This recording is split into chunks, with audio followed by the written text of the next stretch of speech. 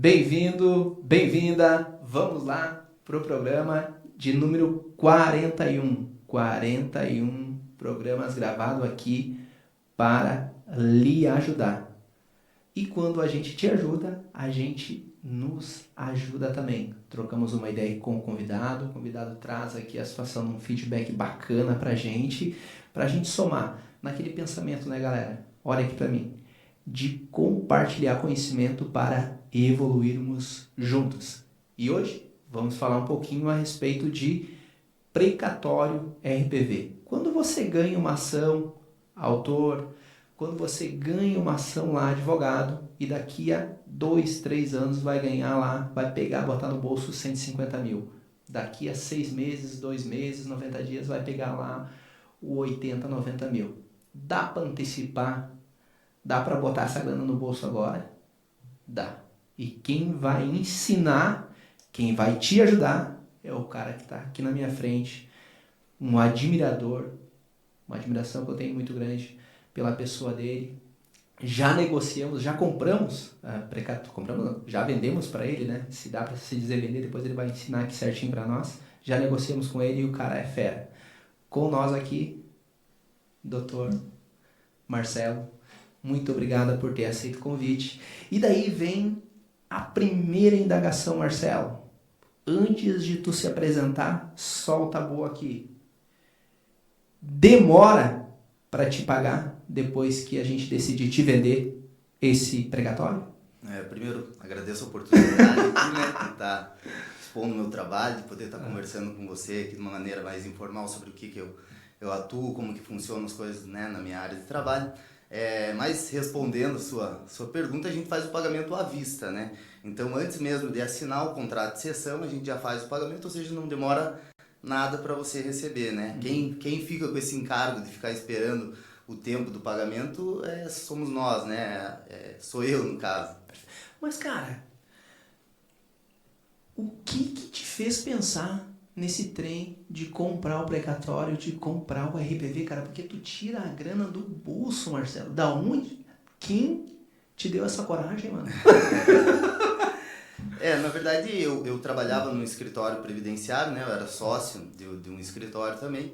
E eu via que muitos clientes acabavam vendendo para outras pessoas, para outras empresas e tal. E me surgiu a ideia de nós, do escritório, comprar.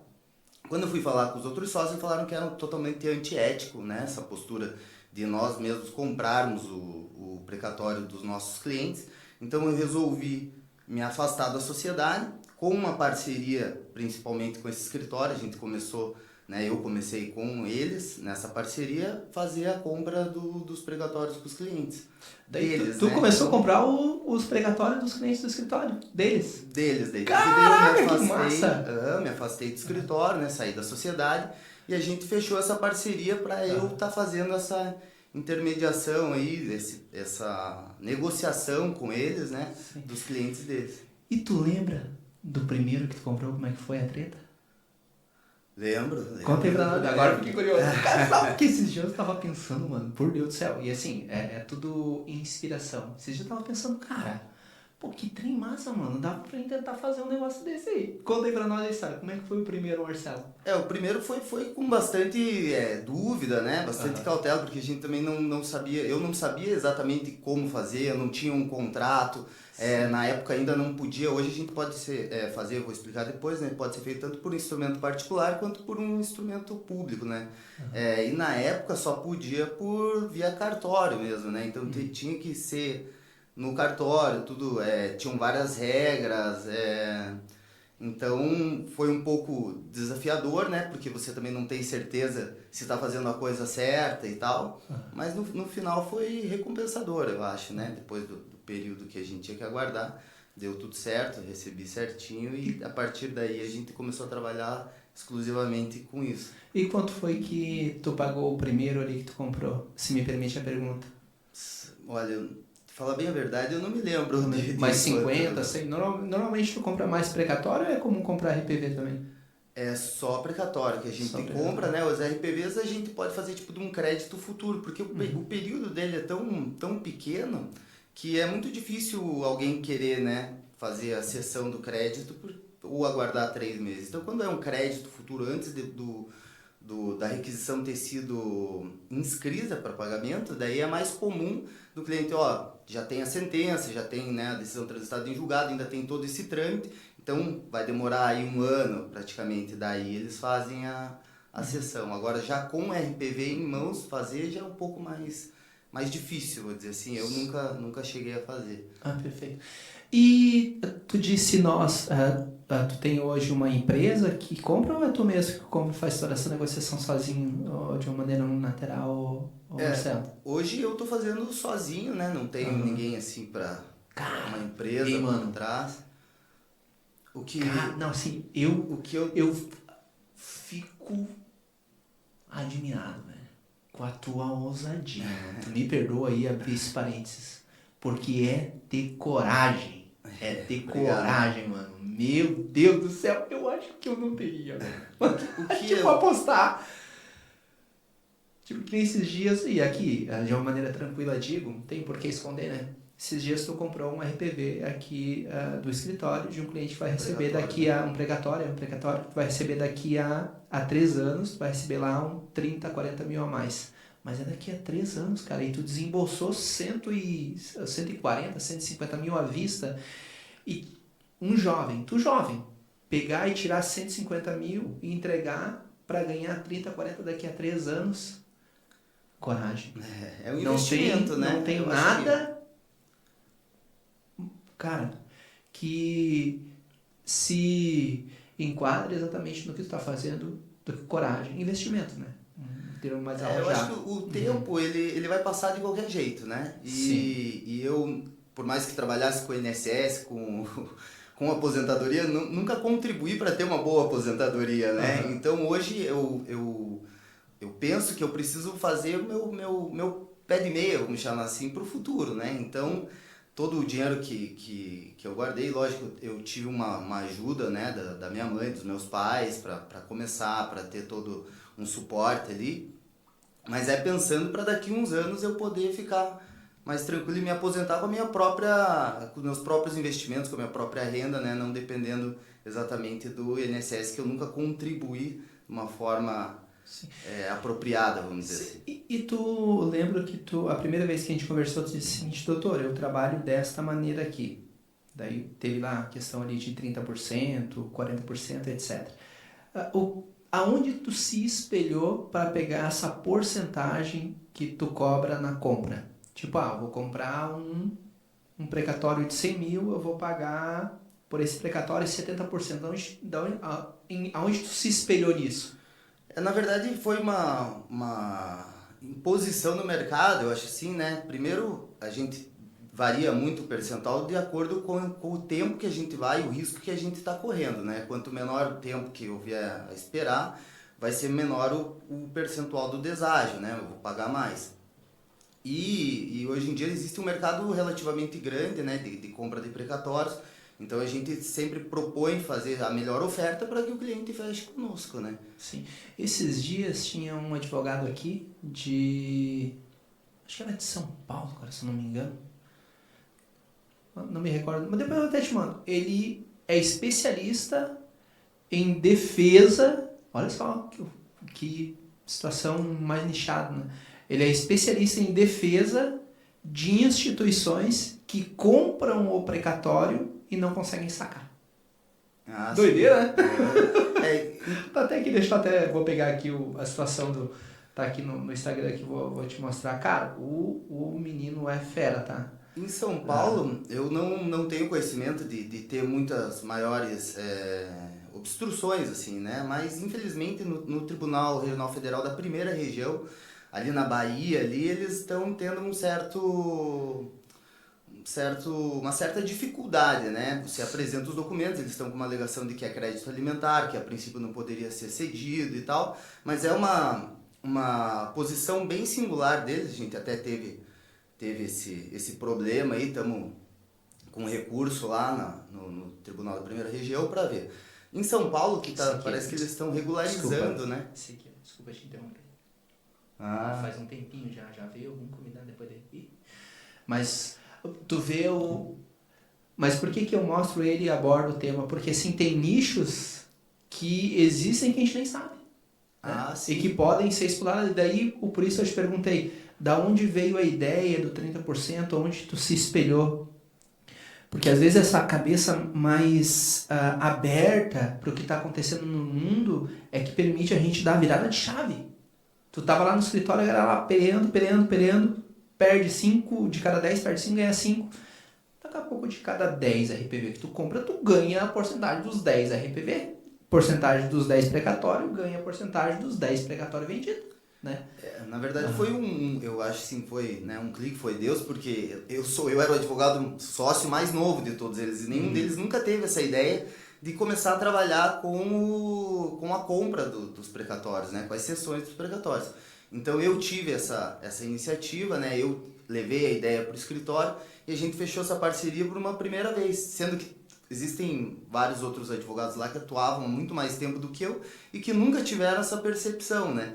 Então, eu acho que é essa visão, às vezes, que a gente tem um pouco fora daquilo que a gente está habituado, que faz a gente evoluir, né? E arriscar, né? Tem que ter esse espírito de ousadia, de querer arriscar, de tentar uma coisa nova, né? Muitas pessoas ficam acomodadas com aquela situação e não querem, não enxergam, né, além daquilo. Perfeito, cara, concordo plenamente contigo. Mas daí, se me permite ali a pergunta, tu estava relatando ali a respeito de alguns tribunais aí do norte ali que estão com pensamento, tiveram ou tem ali um pensamento um pouco relativizado, cada um pensa de uma maneira, né? E hoje, é tranquilo comprar? Hoje está mais de boa? Tu se sente seguro hoje nas negociações? Um cliente ele pode, de repente, entrar em contato contigo, Dr. Marcelo, e dizer assim, Dr. Marcelo, quero vender. Tu se sente seguro hoje para comprar o precatório efetivamente falando? Sim, eu me sinto seguro porque a gente tem decisões, por mais que tenha esse tribunal isolado, né, lá da primeira região, que está tendo esse entendimento, a gente tem uma decisão recente também do Superior Tribunal de Justiça, do STJ, que está dizendo que é permitida a compra, inclusive, dos créditos de natureza alimentar, né? Então, por mais que tenha esse entendimento, a gente está amparado numa decisão de um tribunal superior. E uma situação peculiar. E o IR teu, como é que fica nesse contexto? O imposto de renda a gente declara, faço como do escritório, né? Declaro como essa diferença entrando pelo escritório. 28%? 27,5%, né? E paga? Tu não me engana, hein? Tem que pagar, né? Me engana, doutor! Promotor não tá vendo. Falar em promotor, ontem Essa parte você corta. Cara, ontem eu fui atravessar um pedido de revogação de prisão preventiva, daí fui lá, conversei com o juiz, o juiz muito solícito, tá? O meu abraço aqui pro magistrado que me atendeu ontem, né? Não vou dizer quem, senão daqui a pouco eu saio pra rua e vai dar problema. Mas fui lá, conversei com o advogado, com o magistrado muito solícito, me recebeu lá. Incrível, tá? O atendimento. Depois, pensei comigo, cara, eu vou dar uma passada no Ministério Público. Ou não, já tem, né, cara? Pois vai dar boa, mano. Eu não consegui entender, Fui conversar com o juiz e ele foi muito solícito. E quando eu saí do gabinete do juiz, eu pensei comigo, cara, eu vou lá conversar com o Ministério Público. Com o Ministério Público. E fui lá, trocar uma ideia. E, cara, o fato de ter ido lá conversar com o Ministério Público, somado ao fato de ter ido lá trocar uma ideia com o magistrado e ter explicado a situação, vai permitir dar a coisa certa, tá? Só que, assim, tem que ter coragem.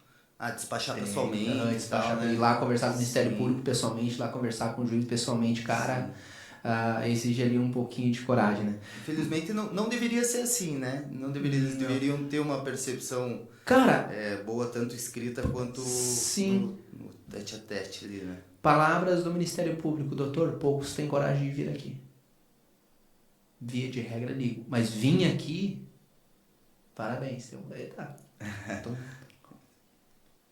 Vem com deferimento então, né, doutor Marcelo? Tá certo. E, cara, por que que uma pessoa venderia o precatório para ti? Qual a principal vantagem ali de vender o precatório de uma maneira imediata, o Dr. Marcelo, nesse contexto que tu vivencia? O principal motivo seria realmente para não ter que aguardar, né, o próximo exercício financeiro ou até o outro, né, se o teu crédito ele é inscrito até o dia 2 de abril, você recebe no próximo exercício financeiro, né, no próximo ano. Mas se for depois disso, demora mais né, então digamos que você inscreve ele esse ano, você vai receber no ano que vem. Agora, se for depois de abril do ano que vem, você só vai receber em 2026, isso. E aquela parada de junho e julho?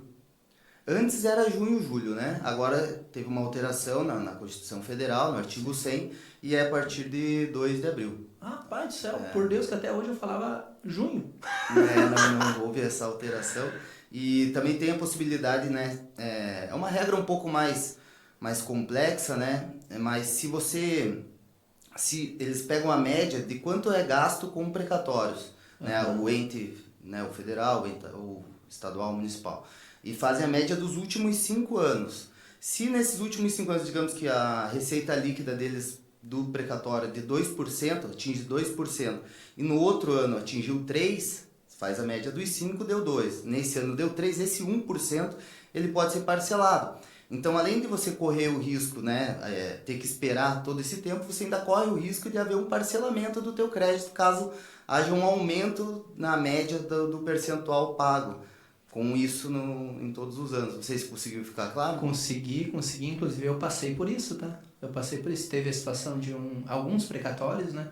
Que eles foram lançados e iriam vir tudo para 2026. E com a possibilidade de ser parcelado. E daí, acabou pagando ali em 2023, ali deu nos nossos... Não, 2024. Pagaram agora em 2024.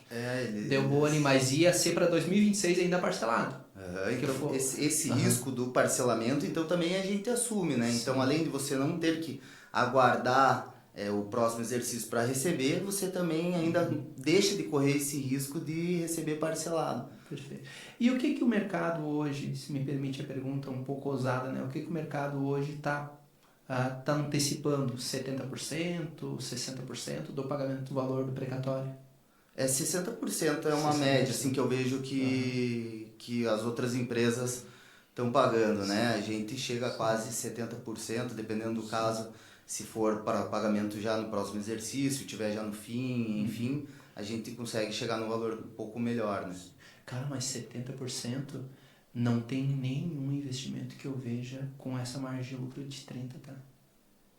Cara, não existe, né? Cara, não existe aplicação só em imóveis. Sim. E outras coisas. Ainda mais aqui em Balneário, tá vendo, né? Mas assim, tirando a questão dos imóveis, ô Marcelo, eu não vejo outra situação que tenha ali uma porcentagem tão interessante quanto seja a compra do RPV, né? Tem que... RPV, não sai o RPV. É que a minha vida é o RPV, não é precatório. Tá? É só de vez em quando que aparece.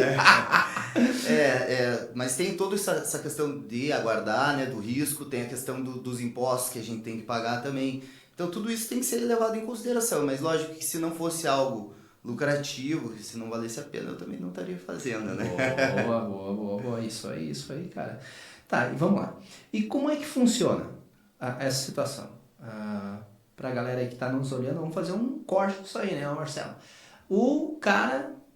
advogado aqui em São João, advogado aí a nível nacional, né, tá? O nosso cliente lá, ele tem um precatório lá de 150 mil. Como que ele faz para te encontrar? Já deixa aí a letra. E como é que é o procedimento ali para realmente botar a mão na bufunfa e te passar ali a papelada? Né? Então, primeiro vou deixar meu site aqui, né, para vocês, www.higashiyama, que depois eu vou pedir para deixar escrito porque é um pouco diferente, .adv.br. Lá você pode entrar em contato com a gente, né? Trabalha no escritório eu e os meus primos, só gente de confiança. E a gente pode trabalhar das duas formas, que nem eu falei, né? Pode ser feito por escritura pública, onde não há necessidade de eu ir pessoalmente até o cartório. A gente, né, pode fazer tudo isso online, então é uma facilidade da tecnologia que a gente tem hoje para estar fazendo. Então a gente pode atender nível nacional, né? Bahia, todos os estados do Brasil nesse sentido, mas a gente sempre prefere um atendimento mais pessoal, mais humanizado, sabe? Até porque Infelizmente a gente vê muitos golpes, né, acontecendo com essas pessoas de mais idade, pessoas aposentadas. É triste, mas eles são mais suscetíveis a estar levando golpe, e esse ramo do precatório também está chamando muita atenção dos golpistas. Então a gente está vendo muita gente levando golpe, tanto de pagamento ou pedindo um pagamento antecipado para poder estar sendo liberado esse crédito. Então as pessoas estão com muito medo. Então a gente prefere fazer esse atendimento mais pessoal, mais humanizado, ir até o cartório, independente de onde seja, em qual cidade seja, fazer o pagamento à vista antes da assinatura do contrato de cessão, e só depois que a pessoa percebe pelo aplicativo do banco dela que o pagamento ocorreu, ela efetivamente assina o documento, a gente reconhece e firma, e está feita a cessão. Cara, que massa, hein? Me convenceu, tá? Pô, massa pra caramba, hein? Bacana, bacana. Porque esse atendimento humanizado, cara, muitos escritores dizem que é o futuro. Eu partilho da ideia de que é o agora. Sim. O atendimento humanizado diante da voracidade da tecnologia presente é o que nos destaca, tá? No meio desse oceano, tá? Cara, o atendimento personalizado, tá? E ainda mais essas pessoas, né, de mais idade, né? Eu gosto muito de ter esse contato com eles, de conversar, de passar segurança, de explicar tudo certinho. Eu sento com eles antes deles assinarem o contrato, explico tudo, cláusula por cláusula, para que não tenha nenhuma dúvida, né? Para que seja tudo feito com transparência, né? Da melhor forma possível, tanto para eles quanto para nós, né? Pô, perfeito, massa, bacana, tá? E me diz uma coisa,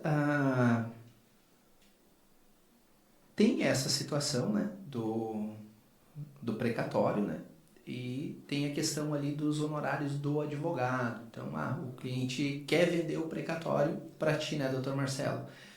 Como é que ficaria ali a questão envolvendo o advogado? O advogado às vezes não fica um pouco intimidado, acuado? Como é que fica essa relação entre o cliente e o advogado e os honorários do advogado com o cliente? Como é que fica essa relação aí para o telespectador que está vendo a gente? Tá, então eu quero vender o precatório para o Marcelo.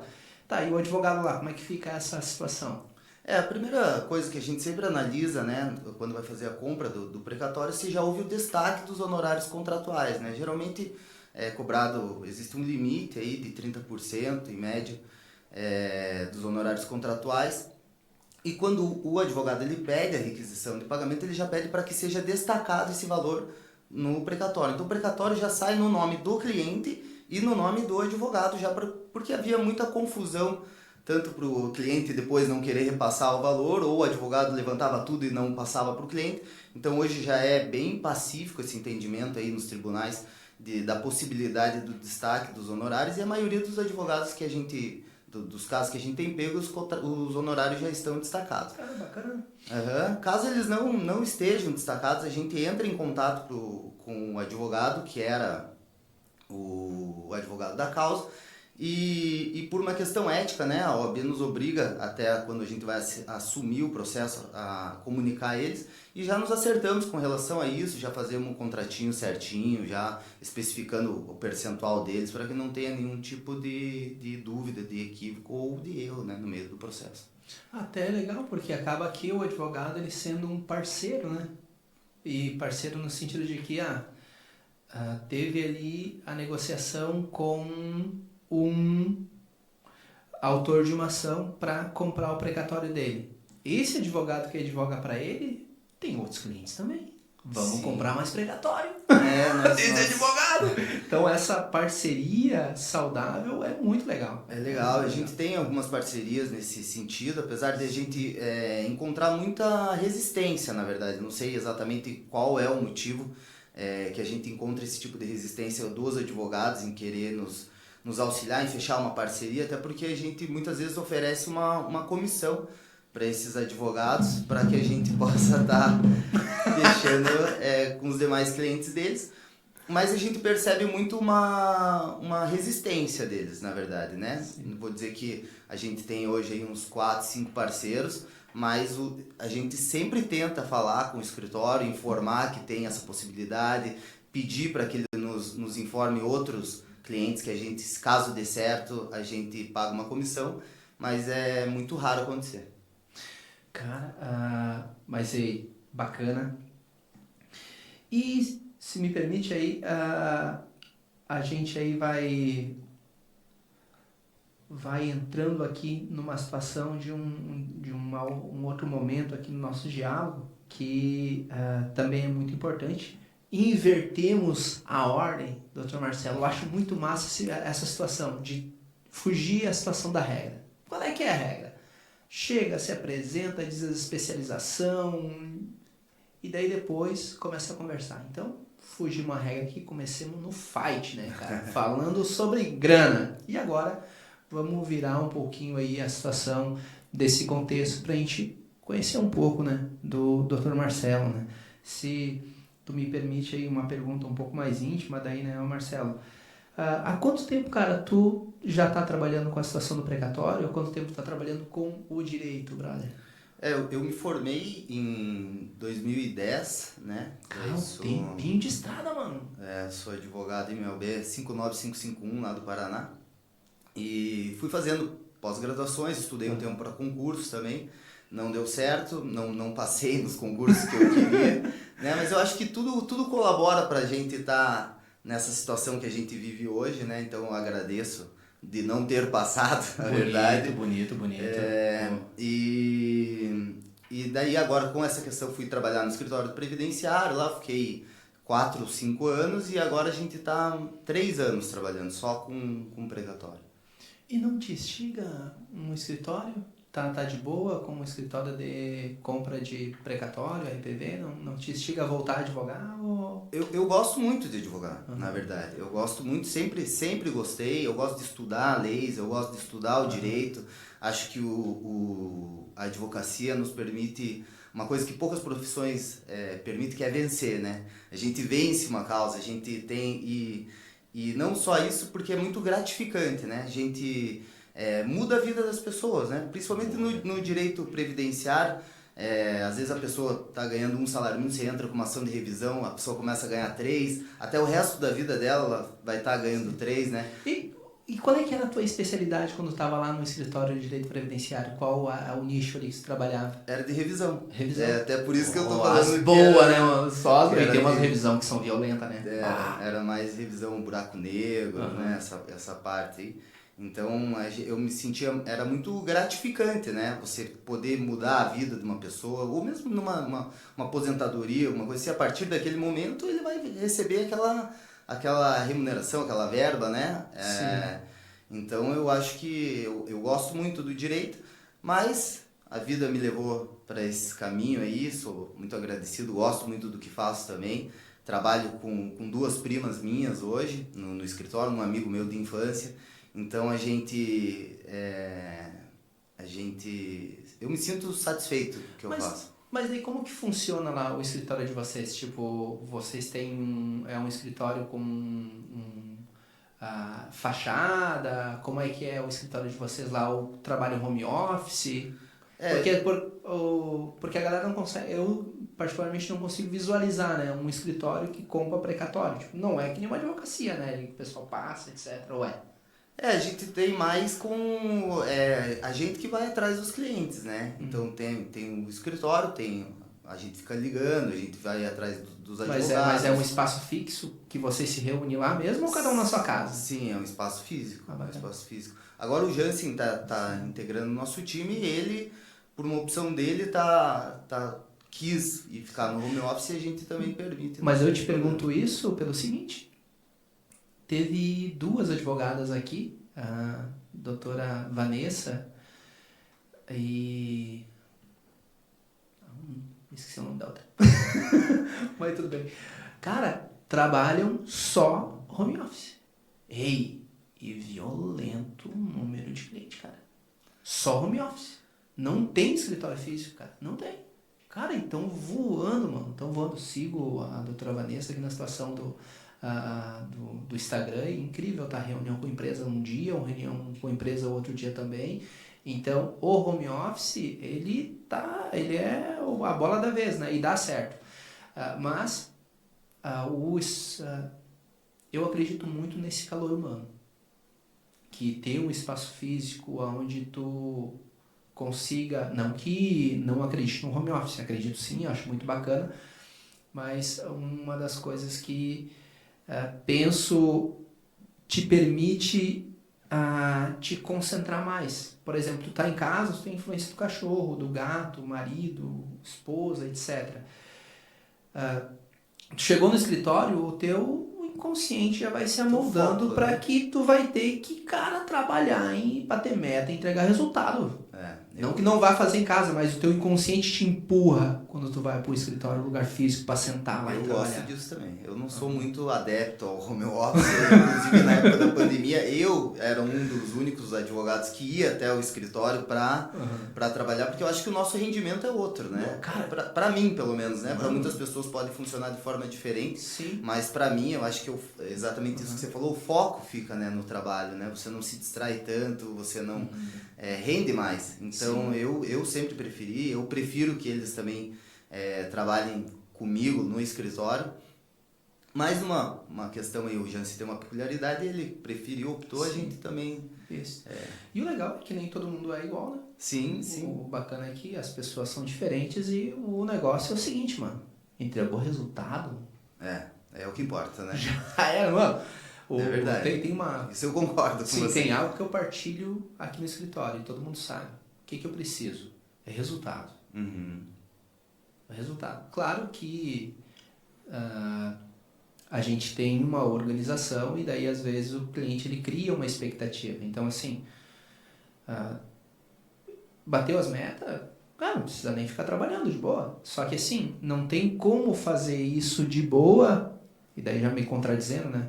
Só mudar um pouco o meu discurso. A gente precisa bater a meta como o principal. Mas o escritório é uma instituição em que o cliente ele vem aqui com uma expectativa de que tem profissional aqui. Então, por isso, a gente tem que respeitar uma carga horária de entrada e de saída. Né? Não porque eu entendo que isso seja o mais importante. O mais importante é o resultado. Mas também o cliente ele tem uma expectativa. Então, se o advogado não estiver ali no horário comercial, gera uma frustração muito grande para o cliente. Mas... se talvez no futuro criar uma sistemática em que tiver de repente uma outra pessoa para atender e etc, entregou o resultado, pode ir embora, mano. Pode trabalhar em home office, etc. Mas primeiro o resultado. Sim. O resultado. Concordo. E daí depois ficar mais de boa. Só que por hora, como a gente não tem tantas pessoas quanto gostaria em cada setor, tem que ficar ali para não deixar o cliente na mão se o cliente chegar aqui, né? Então, mas cara, tem outra pessoa. É tranquilo para atender o cliente que chega ali de uma maneira inesperada. Mano, entregou em 3 horas o resultado, bateu a meta, vamos viajar. Perfeito.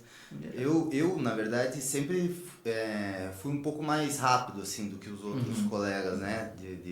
Justamente por essa questão de foco, concentração. Eu acho que eu sou bastante concentrado, sou bastante focado. Então eu ia embora sempre antes. E eu nunca tive problema também nos lugares que eu trabalhava, porque eu ia todo dia quando eu terminava a minha agenda. Não terminava a agenda do dia, né? Eu zerava a minha agenda. Então quando eu não tinha mais publicações, não tinha mais nada, eu ia embora fazendo no outro dia só as publicações que chegavam no outro dia. Então eu concordo com você nisso, que a gente não... E esse escritório, né, particularmente esse último que eu trabalhava, a gente marcava... O cliente chegava só com hora marcada. Então era mais fácil de a gente controlar, né? Sim. Quando vai ou não vai, poderia ir, mas todo dia eu ia. Bacana isso aí, mano. E qual foi o maior desafio quando tu começou lá no direito? E qual o maior desafio quando tu começou na compra aí do precatório, mano? Essas paradas, meu Deus do céu, rapaz! Porque esses desafios no início, quem não pensou em desistir que joga a primeira pedra, cara. Porque é punk, né, no início, né, Marcelo? Na verdade, o meu maior desafio foi no meu primeiro emprego. Porque eu, infelizmente ou felizmente, né, entrei num escritório que eles tinham uma satisfação em dizer que ninguém aguentava ficar naquele setor muito tempo. Então, eu entrei lá, eles disseram, a última aqui ficou 5 dias e não voltou mais. E depois, né, no quinto dia, no quarto, quinto dia, eu entendi o porquê que a pessoa não voltava mais, né? Porque era um escritório que a gente trabalhava com contencioso de massa, e tinha um modelo para tudo e eles não passavam modelo nenhum para você, né? Então eu era recém-formado, não sabia nem se embargo de declaração precisava de preparo, não sabia nada e ninguém me auxiliava em nada. Por sorte eu namorava uma advogada que era um pouco mais velha, então eu tinha várias dúvidas, eu acabava ligando para ela para sanar essas dúvidas, porque dentro do escritório ninguém me auxiliava. Essa questão de não ter modelos, todo mundo ter modelo e não me repassar também me atrapalhava muito, né? Então eu tinha que trabalhar sábado, tinha que trabalhar domingo para poder dar conta, porque eu criava as peças todas do zero. Foi uma fase bem complicada, e inclusive o gerente do pessoal, que era alguém que deveria facilitar a nossa vida... Só chega um pouquinho mais pra cá. Isso, se me permite. Ele acabava me atrapalhando. Teve um caso que fui falar uma decisão, né, comentar sobre uma decisão com ele falou: Marcelo, fica tranquilo que esse caso é bem atípico, eu vou fazer esse agravo do instrumento. Tá bom. Aí tinha 10 dias de prazo, né, já tinha passado algum tempo e tal, 10 dias de prazo, passou 5 dias, eu fui lá e falei: Diogo, tem 5 dias, tá? Marcelo, pode ficar tranquilo que esse aí eu vou fazer e tal, eu já tô sabendo. Falei: tá bom. 2 dias pro prazo, fui falar de novo. Ele falou: não, Marcelo, fica tranquilo, eu já sei. Um dia, fui de novo. No dia, ele não foi trabalhar. Pedi pra coordenadora ligar pra ele. Ele falou: não, pede pro Marcelo fazer. Então, eu acho que esse foi o meu maior desafio, mas também foi onde eu mais cresci. Cara, loucura, mano. Porque as pessoas não me ajudavam, eu tive que aprender sozinho. Se tivesse que me falar 2 vezes, já me olhava de cara feia. Então, eu aprendi que tudo que me ensinava eu anotava para não ter que pedir de novo. E nos outros trabalhos, por mais que falava: essa pessoa que vai trabalhar é difícil, eu sempre me dei bem com elas, porque eu já tinha uma forma de trabalhar, né, um método de trabalhar mais independente, mais tranquilo, assim. Então, na verdade, hoje eu agradeço até por ter tido um começo difícil e ter conseguido superar isso, né? Sim. Cara, mas é forte, mano. É forte.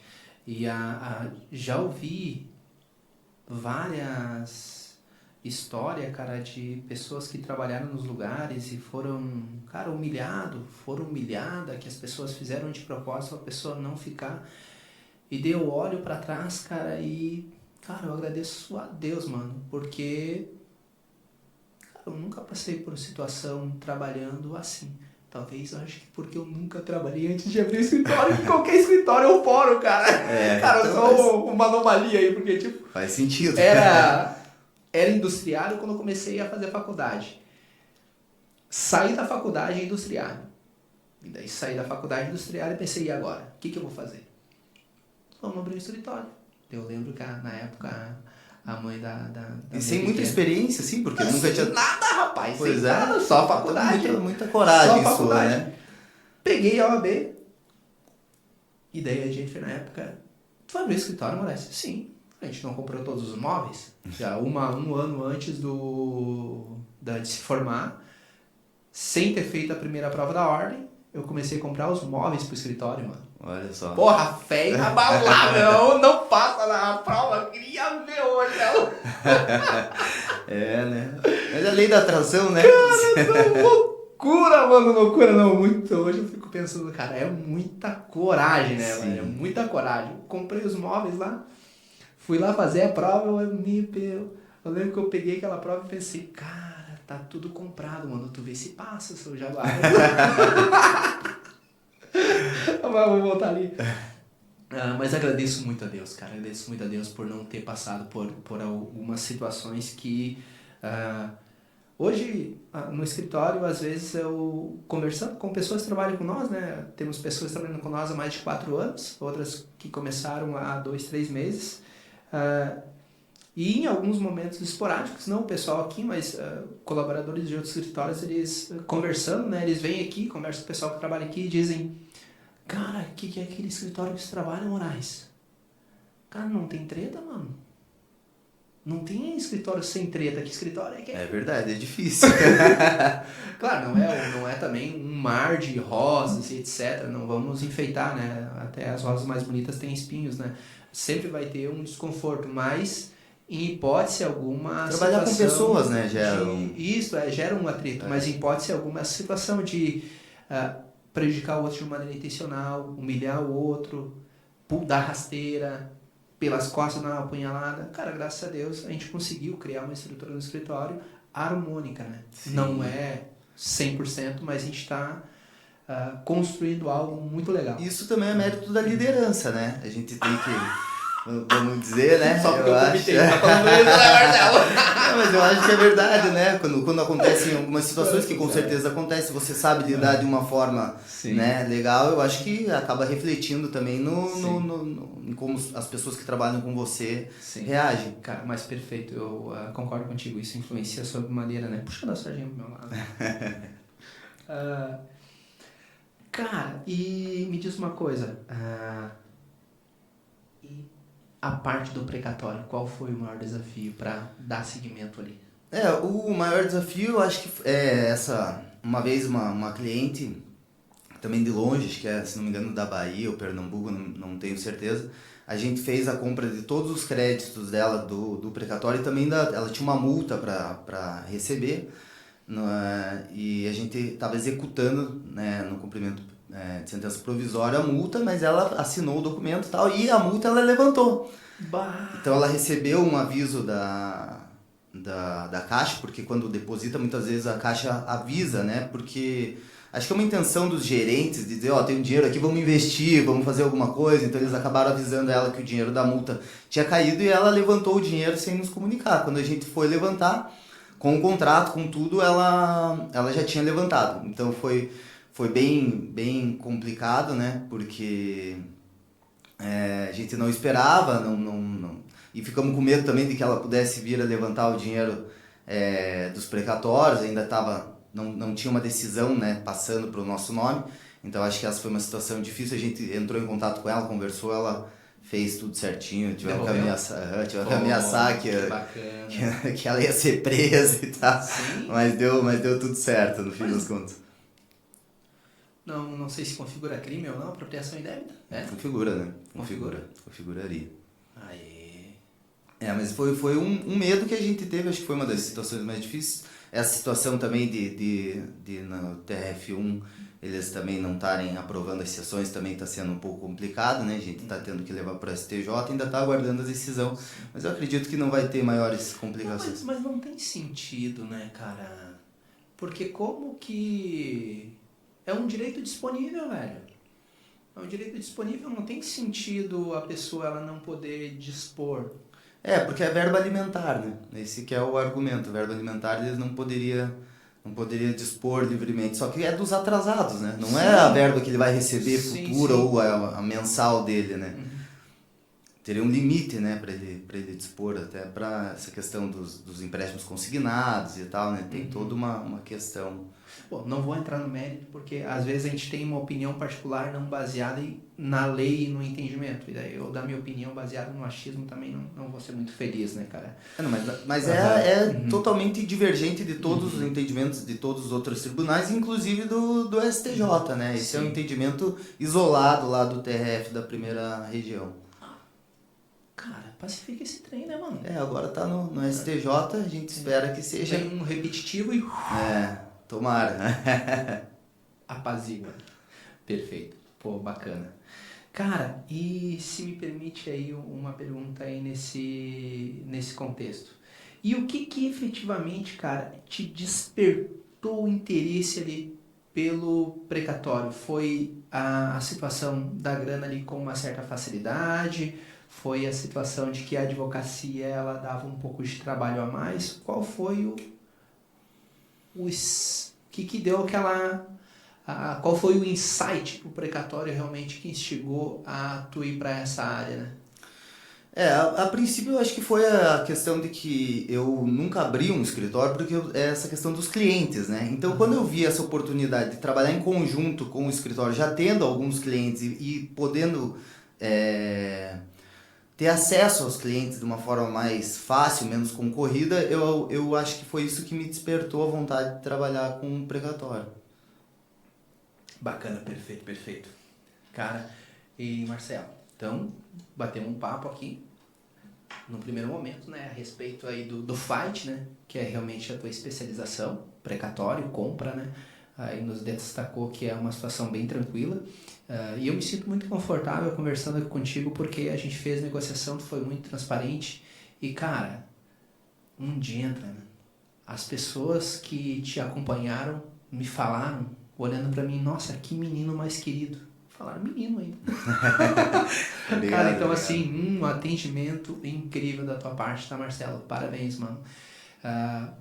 Li uma frase do Kotler, num livro ali que tô lendo dele, um monstro aí do marketing. Ele dizia que a situação da venda, do marketing, e a venda tá nesse bojo, né?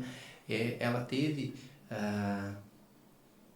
e tá num terceiro momento agora, mas ela teve três grandes momentos. Lá no passado, o primeiro, que era a venda pela indicação forte. Daí depois veio a questão da internet e a propaganda em massa, voraz. E daí agora a gente está num momento de uma galera cética com relação a essa propaganda voraz. Aonde aqui vai voltar ao que era lá atrás. O relacionamento. Realmente tu ser uma pessoa, tu ser gente que gosta de gente. Acho que assim é que a gente vai se destacar nesse terceiro momento aí da evolução do marketing, né, das relações. Que nem eu estava falando, a gente prioriza muito esse atendimento humanizado, né? Sim. Essa questão da gente conversar com a pessoa, explicar certinho, né? Inclusive um dos clientes aqui do escritório, eu levei ele até a casa dele, né? A gente foi até, acho que é Tubarão, não me lembro. Fomos conversando, eu, mulher, a esposa dele, foi divertidíssimo, foi super proveitoso. Então eu acho que é muito importante mesmo a gente ter esse contato, né? Esse contato humano. E eu gosto muito de conversar, gosto de pessoas. A minha família é do comércio também, né? Eu tenho um e-commerce, então acho que essa questão também é legal e faz parte de mim, né? Cara, bacana. Cara, a gente conversou de uma maneira meio por cima. E como é que tá agora a situação do e-commerce? Tá massa? Tá massa. Poderia falar um pouquinho sobre o e-commerce e o que exatamente tu faz? Isso não se importar? Nós vendemos produtos de todos os nichos, né? Porque como a gente trabalha com o Mercado Livre, a gente só vai anunciando, o Mercado Livre é responsável por fazer as campanhas, os negócios, então tanto Mercado Livre, Casas Bahia, Americanas, Magazine Luiza, a gente põe os produtos à venda lá e eles fazem o marketing para vender, né? Na verdade, eles são um sócio meu, muitas vezes eles chegam a ter mais lucro do que eu com os meus próprios produtos, mas é a questão da confiança, eu acho, né? Então, fora isso, eu tenho o meu site também, que vem um pouco por lá, a gente anuncia no OLX, daí tem esse contato um pouco mais de cliente e tal, mas se não é mais pelos marketplaces mesmo. O que é exatamente marketplace? É o Mercado Livre, né? Mercado Livre. O Mercado Livre é um marketplace porque os produtos não são dele, né? Sim. Ele é uma plataforma que anuncia o produto de terceiro. E se a gente for analisar hoje, as maiores empresas, elas trabalham com o que não tem, né? A maior empresa de hotelaria, Airbnb, não tem um imóvel, né? O Uber é maior de táxi e tal, não tem um automóvel, né? E o Mercado Livre e eBay, eles não têm um produto e são as maiores lojas de... Isso aí. Né? Então acho que essa é a evolução, né? da internet, o que a internet pôde fazer, né? De ter essas plataformas que elas só são uma plataforma e só garantem a segurança, né? É isso que elas fazem. E só falta a gente ter uma ideia de vender alguma coisa, de ter essa plataforma também que não precise ter para estar ganhando dinheiro, né? Cara, mas uma plataforma onde a pessoa possa se cadastrar para vender um precatório com toda a segurança jurídica e patrocinar isso para ter cada vez mais poder. O que para o advogado? Hoje tem muitas startups de aplicativos que a gente utiliza para cuidar da gestão do escritório. Cara, eu vou te dizer, daqui uns 2 anos, a ideia é iniciar um projeto para criar uma plataforma para ser usada por advogados, para que se tenha uma gestão inteligente dentro do escritório, mas algo voltado só para a advocacia tão e somente. Hoje a gente tem o melhor do mercado, que é o ProJuris. É o mais caro que tem. Aqui no Brasil não tem mais caro que o ProJuris, esse nós temos. Mas ele ainda faz para outras instituições. Ele não faz só para advogado. Então não está tão nichado. E a ideia é, no futuro, a gente desenvolver, mas isso com o tempo. Primeiro tem outros projetos aí para a gente iniciar e concluir, mas em algum momento a gente vai chegar nesse ponto de criar realmente um aplicativo, né? Criar uma plataforma para ser utilizado por advogados, para que realmente a gente consiga alcançar um nicho de pessoas que estão sedentas por algo que traga segurança. Tem você falou, né, dessa plataforma proprietária, ela já existe até, mas como os valores são muito altos, é muito difícil tanto o cliente quanto o cedente, né, quanto o cessionário quererem pagar essa comissão. Então, pelo que eu andei olhando, poucas pessoas se dispuseram a utilizar, mas ela já existe. É de vocês? Não é nossa. Criar uma startup, às vezes a ideia é boa, ela só não está sendo bem vendida. Pode ser. Porque, cara, tem que ter... Hoje mesmo, eu faço as campanhas do escritório e hoje de manhã eu estava pensando, cara, eu vou ter que fazer alguma coisa para melhorar isso aqui. E pensando. E tu começa o dia pensando em ideias e tu termina o dia pensando em ideias. Tem que ter pessoas ao teu redor para ter ideias também. Porque se tu não tem nenhum insight, uma empresa que não tem novas ideias, uma empresa que não cresce, morre. Sim, a gente tem que estar sempre atrás ali para inovar, cara, para inovar. É verdade. Mas vamos lá. Pro terceiro bloco, meu brother Marcelo, que é no seguinte sentido. Tem algumas palavras, né, que ao longo da vida a gente, quando as ouve, imbuída no significado dela, tem muito valor, tem muita história. E a gente tem aqui 5 palavrinhas que tem muito valor quando a gente fala elas. E daí a gente faz aqui para todo convidado, né, Marcelo, a seguinte indagação. A gente diz o seguinte: eu vou te lançar a palavra e tu diz para ela o que o teu coração fala a respeito dessa palavra para ti, remontando aí toda a tua história até o dia de hoje. Tem quantos anos, Marcelo? Tenho 38. Meu Deus, novinho. Eu tenho 38 também. Que dia tu faz aniversário? Você achando novinho. Faz que dia aniversário? 4 de junho. 26 de janeiro. Maravilha. Somos jovens. Somos jovens. Pra quem não sabe, nos conhecemos no rolê, né, mano? Na verdade. Brava. Quem diria, né, mano? Porra! O Felipe é um gentleman. O Felipe, ele...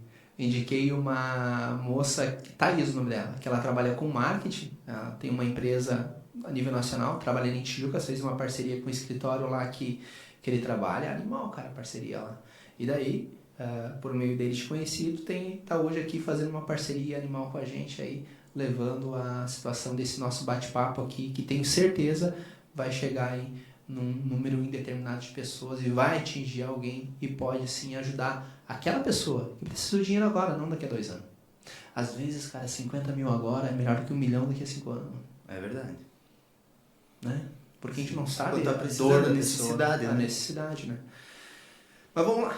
Seguindo aí a linha de raciocínio que colocava antes, né? Cara, quando eu te digo a seguinte palavra, trabalho, o que vem do teu coração, mano?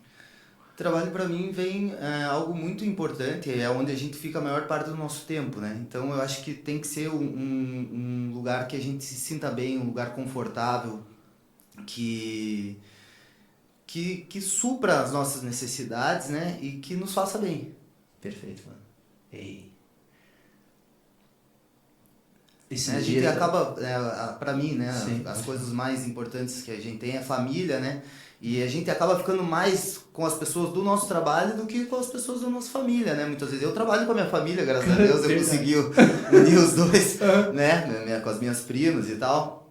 Mas no trabalho a gente acaba ficando mais tempo com as pessoas do trabalho do que propriamente com as pessoas da nossa família, as pessoas que a gente ama de verdade. Então esse ambiente de trabalho, as pessoas que a gente se relaciona, tem que ser muito bom, né? A gente tem que estar feliz, a gente tem que estar satisfeito com isso. 38 anos com bagagem, hein, mano? Pô, perfeito, tá, velho? E Deus, mano? Tu é católico? Evangélico? Sou evangélico. Deus pra mim é amor, né? E mais do que tudo é a certeza de que tudo coopera para o nosso bem, né? Eu acho que tem 2 versículos que eu gosto muito, né? Que é esse, que todas as coisas cooperam para o bem daqueles que amam a Deus e são chamados segundo o seu propósito. E tem um que fala: em tudo dai graça. Eu acho que os dois se complementam, né? Na medida que muitas coisas acontecem. Hoje a gente acha que é ruim, como o negócio do meu trabalho, né? Ou vários outros exemplos que a gente acabou falando aqui. E em todos, no final, a gente deve agradecer, porque contribuíram de alguma forma ou de outra para a gente estar onde a gente está, para o nosso crescimento, né? Então, quanto mais a gente agradece, mais coisas boas acontecem. Então, eu levo muito isso na minha vida, assim. Cara, eu tava te olhando aqui vidrado, mano. Porque eu partilho exatamente desse sentimento.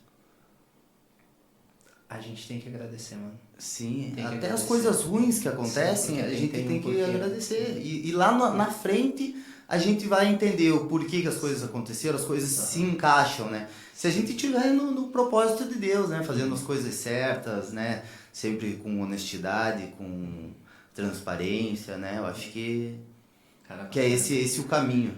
Cara, e não tem outro. É. Não tem outro. Aquele que trilha um outro caminho, Deus cuide dessa pessoa.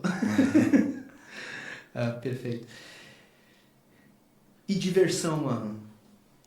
Quando você me fala em diversão, eu penso em algo temporário, sabe? Ela é muito importante, mas me soa temporário, né? É uma diversão, né? É algo que acaba. Então, eu acho que a gente deve focar mais na felicidade, né? A felicidade, eu acho que a diversão é importante, faz parte, mas eu acho que a felicidade é uma escolha que a gente faz, né? Diária. A gente escolhe ser feliz porque pelo menos a maioria das pessoas tem muito mais coisas para agradecer, muito mais coisas para se alegrar do que realmente ficar triste ou olhar o que não tem ou desejar algo que, né, que não tem. A gente tem as duas pernas, a gente tem os dois braços, a gente enxerga, a gente fala. Eu acho que só isso já é motivo para a gente agradecer e para a gente ser feliz, né? Sim.